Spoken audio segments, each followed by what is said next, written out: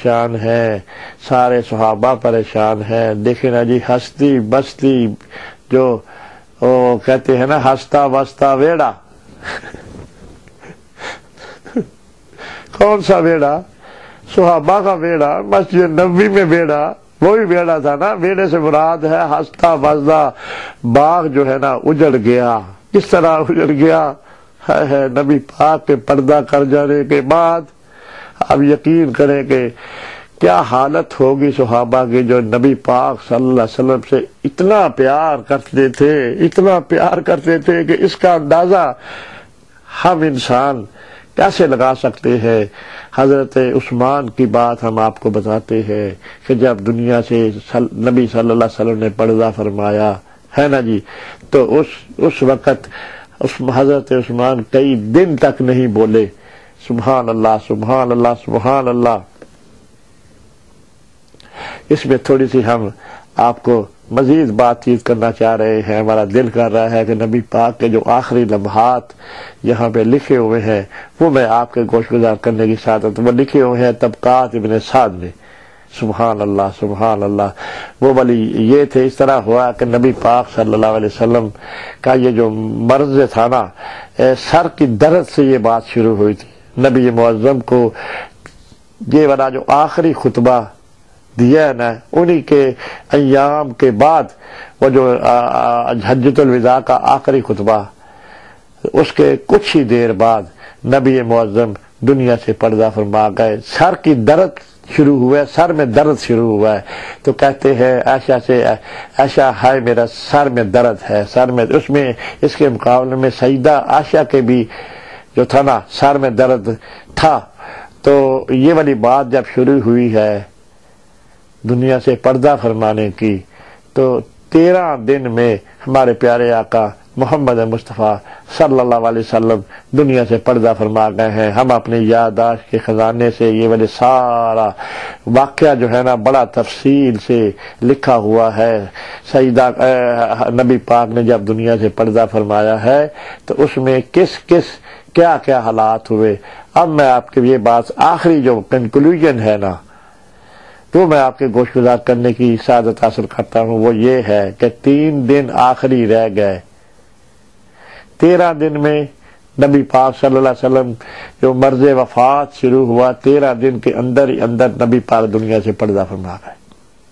اب جو آخری 3 دن ہے نا، وہ میں آپ کے گوش گزار کرنے کی سعادت حاصل کرنے لگا ہوں۔ وہ یہ تھے کہ آخری 3 دنوں میں جبریل جو تھے نا، حضرت جبریل میرے پیارے آقا، آپ کے پیارے آقا محمد رسول اللہ صلی اللہ علیہ وسلم کے پاس آئے اور اللہ جل شانہ کا پیغام لے کے آئے کہ پوچھتے ہیں، یا رسول اللہ، اللہ تعالیٰ نے مجھے بھیجا ہے آپ کی فضیلت کے لیے اور آپ سے دریافت کروں کہ آپ کا کیا حال ہے۔ سبحانہ، دیکھو پیارے اللہ کو بھی کتنا فکر ہے کہ جب یہ کا وقت آنے لگا ہے تو میرے پیارے محبوب کو کسی قسم کی تکلیف نہ ہو۔ اللہ آپ کا حال پوچھتے ہیں تو جبریل کو کہتے ہیں، اے جبریل، میں کرب محسوس کر رہا ہوں۔ کرب سے وہ یہی تعریف لکھی ہوئی ہے کہ میں اپنے آپ اندر بے چینی محسوس کر رہا ہوں۔ سبحان اللہ۔ جب 3 دن، تیسرے دن جب آئے، پہلے دن بھی آئے، دوسرے دن بھی آئے حالات پوچھنے کے لیے پیارے نبی کے، اب جب تیسرے دن آئے نا، ہے وہ گھڑی اب قریب آ گئی، آنے لگی ہے، تو حضرت عزرائیل بھی ساتھ آئے۔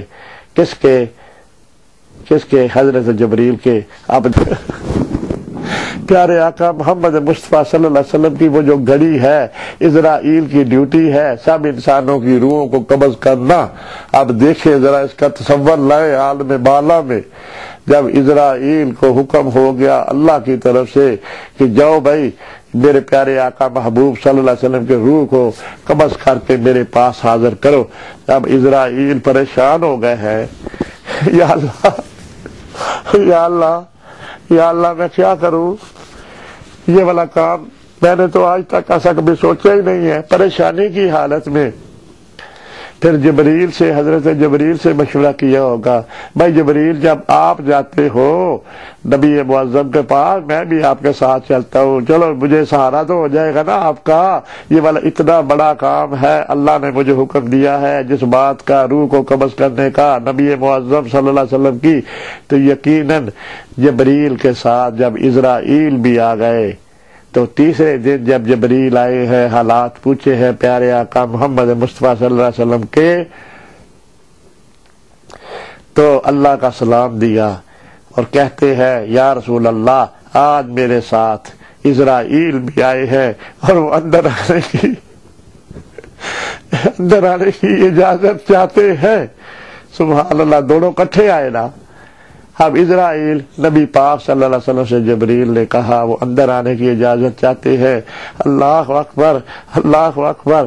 جب نبی پاک نے جبریل کی بات سنی تو کہتے ہیں کہ آنے دو اس کو اندر، بلا لو اندر اس کو، جس کمرے میں حجرائے حضرت سیدہ کا جہاں پہ دنیا سے پردہ فرمانے لگے ہیں۔ اب ہم یہ بھی بات بتا دیں، سبحان اللہ سبحان اللہ، اس حجرے میں جس میں نبی معظم نبی محترم تھے، جب آخری وقت آنے لگا ہے، ہمارے ذہن میں ابھی ایک اور بات آ گئی ہے، وہ یہ تھی ساری زندگی ہمارے پیارے آقا محمد مصطفیٰ صلی اللہ علیہ وسلم اپنی نفس کے لیے، جیسا کہ میں بات بتا چکا ہوں، سجدہ نے خادم مانگا تو نبی پاک صلی اللہ علیہ وسلم دینا چاہتے تو دے سکتے تھے نا، اپنے نفس کے لیے کوئی چیز نہیں بنائی، نہ کوئی جائیداد بنائی، نہ کوئی اپنی جو زوجات تھی ان کے لیے کوئی محل بنوائے، کوئی اپنا ساری زندگی اتنی سادگی اور اتنی زہد و تقوی سے گزار دی۔ ہم آپ کو یہ بات اپروو کرانا چاہتے ہیں، جب نبی صلی اللہ علیہ وسلم کا آخری وقت آیا ہے، جب دنیا سے پردہ فرمانے لگے ہیں، اس وقت کا سٹیٹس میں آپ کو بتا رہا ہوں، وہ یہ ہے۔ ہے سبحان اللہ، یہ سب کچھ لکھا ہوا ہے طبقات ابن سعد میں۔ جب نبی پاک صلی اللہ علیہ وسلم کا آخری گھڑی آئی ہے نا، اس وقت کی بات زہد اور تقوی کی تھوڑی سی پہلے بات کر لے، اپنے نفس کے لیے نا کچھ نہیں کیا، ساری رات عبادت کیا کرتے تھے، ساری رات پیروں پہ سوج ہو جاتا تھا۔ صحابہ کہتے تھے یا رسول اللہ آپ اتنی عبادت کیوں کرتے ہیں، آپ اتنی مطلب آپ تو بے گناہ ہے، آپ تو معصوم ہے۔ تو صحابہ کا جواب دیتے تھے میرے پیارے اللہ جل شانہ نے مجھے رحمت للعالمین بنا دیا، تمام جہانوں کی نعمتیں میرے لیے میرے لیے کر دی، تمام جہانوں کا مجھے اتنا سردار بنا دیا، جو میرے لیے اللہ جل شانہ نے جو مجھ پر عنایتیں، جو مجھ پر کرم نوازیاں کی ہے، میں اس اللہ کا شکر ادا نہ کروں؟ میں تو اس اللہ کا ہر وقت شکر ادا کرتا رہتا ہوں کہ یا اللہ آپ نے میرے اوپر کتنی کرم نوازیاں، رحمت للعالمین بنانا تمام جہانوں کے لیے، یہ کتنا بڑا اعزاز تھا۔ نبی پاک ہر وقت اللہ جل شانہ کی ساری رات عبادت کیا کرتے تھے، پیروں پہ برم ہو جاتا۔ یہ والی بات یقیناً آپ نے سن رکھی ہوگی۔ اب میں اس بات کی طرف آتا ہوں،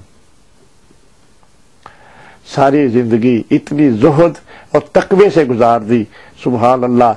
آخری بات سے آپ کو یہ بات اندازہ ہو جائے گا، جب نبی پاک دنیا سے پردہ فرمانے لگے ہیں تو ایک چارپائی تھی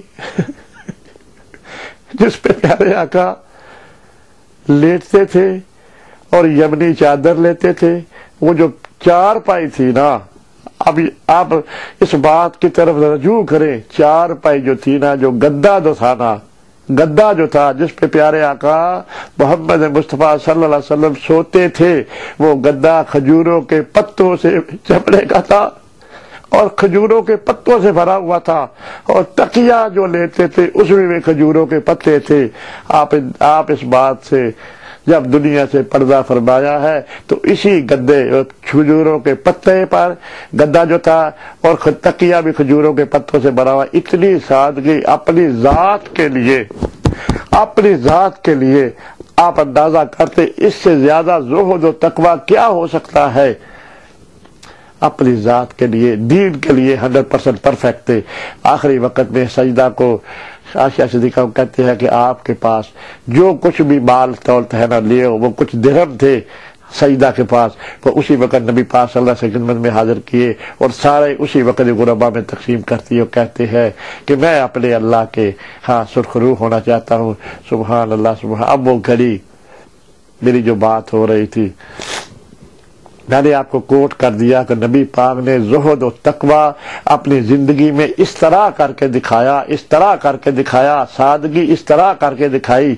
سبحان اللہ سبحان اللہ۔ وہی زہد و تقوی آگے صحابہ میں ٹرانسفر ہوا۔ آپ یہ بات آپ کے علم میں ہے، وہ کیا کہ نبی صلی اللہ علیہ وسلم صحابہ نے روزے رکھنے شروع کر دیے۔ سبحان اللہ۔ نبی پاک دیکھتے ہیں صحابہ کو، کہتے ہیں بھئی آپ لوگوں کو کیا مسئلہ ہے، بڑے کمزور نظر آ رہے ہو۔ کہتے ہیں کہ یا رسول اللہ ہم آپ سے دل و جان سے پیار کرتے ہیں، من امی فضا کا یا رسول اللہ، میرے ماں باپ آپ پہ قربان ہو جائے۔ آپ روزے رکھتے ہیں تو ہم نے سوچا آپ کی سنت ادا کرنے کی ہم بھی روزے رکھتے۔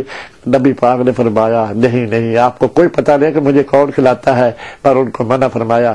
نبی پاک صلی اللہ علیہ وسلم کی بے شمار ایسی باتیں ہیں کہ زندگی انہوں نے دین اسلام کے لیے اس طرح وقف کر دی، اور اپنا کام حجۃ الوداع میں جو باتیں ہیں انشاءاللہ وہ سننے والی ہے۔ اب ہم نے یہ بات جو کوٹ کی ہے، یہ والی کھجوروں کے پتوں، اس سے زیادہ ہم آپ سے کیا کر سکتے ہیں؟ یقیناً نبی پاک صلی اللہ علیہ وسلم کا ہمارے ذہن میں ابھی ایک اور بات آ رہی ہے، جب نبی پاک کی زندگی میں وہ جو کھجوروں سے بھرا ہوا گدا اور کھجوروں سے بھرا ہوا تکیہ اور یقیناً وہ جو یمنی چادر لے کے اوڑھ کے سوتے تھے، جس پر نبی پاک صلی اللہ علیہ وسلم کی دنیا سے پردہ فرمایا، اس وقت بھی ان کے اوپر یمنی چادر لیے ہوئے تھے۔ اب میں اپنے ذوق سے، اپنے عشق رسول سے بات یہ کر رہا ہوں، جب سارے صحابہ دیکھتے ہوں گے، بھئی امیر صحابی بھی تو تھے نا، غریب بھی تھے، امیر صحابی تھے، یعنی کہ حضرت عثمان کی میں بات کرتا ہوں۔ حضرت عثمان بہت امیر تھے۔ ایک جنگ میں نبی پاک صلی اللہ علیہ وسلم نے اعلان کیا بھئی غریب صحابہ کی مدد کرو۔ حضرت عثمان نے اس وقت 100 اونٹ میں ساز و سامان کے نبی پاک صلی اللہ علیہ وسلم کی خدمت میں پیش کیے اور جنگ میں پیش کر دیے۔ اب دیکھیں نا ان کی ایسی حیثیت ہوگی نا حضرت عثمان کی، جو کہ اتنا کچھ مال و متاع 100 اونٹ دینا کوئی مذاق تو نہیں ہے۔ ہم یا اپنے ذوق سے یہی کہتے ہیں کہ جب نبی پاک کی اتنی سادگی زندگی گزارتے دیکھتے ہوں گے صحابہ روزوں والی بات کی، تو کہتے تو ہوں گے نا کہ یا رسول اللہ ہمارا دل کرتا ہے آپ نے اس ایک حجرے میں ساری زندگی گزار دی ہے، وہیں پہ دنیا سے پردہ فرما کر اوپر چلے گئے۔ یا رسول اللہ ہمارا دل کرتا ہے آپ کے لیے کہ سونا سا بیڈ بنائے، سونا سا گدا ڈالے، آپ کے کمرے کو سجائیں۔ سبحان اللہ۔ یقیناً ہم اپنے تصور میں یہ بات کر رہے ہیں، صحابہ جس طرح پیارے آقا کرتے تھے اسی طرح کے وہی ہو جاتے تھے، ہے نا جی؟ تو یقیناً نبی پاک یہی جواب دیتے بھائی نہیں ٹھیک ہے، جس طرح کا میں ہوں نا، جس طرح میری زندگی گزر رہی ہے میں خوش ہوں۔ اتنی زہد اور تقوی کی زندگی پیارے آقا محمد مصطفیٰ صلی اللہ علیہ وسلم نے گزاری اور کر کے دکھایا، اور وہی زہد و تقوی صحابہ میں آگے آیا، اور صحابہ سے بعد تابعین میں، اس کے بعد تبع تابعین میں، اس کے بعد اولیاء کرام میں۔ اب حضرت عثمان کی، حضرت عمر کی ایک بات آ رہی ہے ہمارے ذہن میں ابھی، جو زہد و تقوی۔ ایک دفعہ امیر المومنین جب حضرت عمر فاروق تھے رضی اللہ تعالیٰ عنہ، تو ان کو کچھ لوگ ملنے کے لیے آئے حضرت عمر فاروق کو، اور جب پوچھتے ہیں بھئی سارے لوگ بیٹھے ہوئے ہیں، بھئی پوچھتے ہیں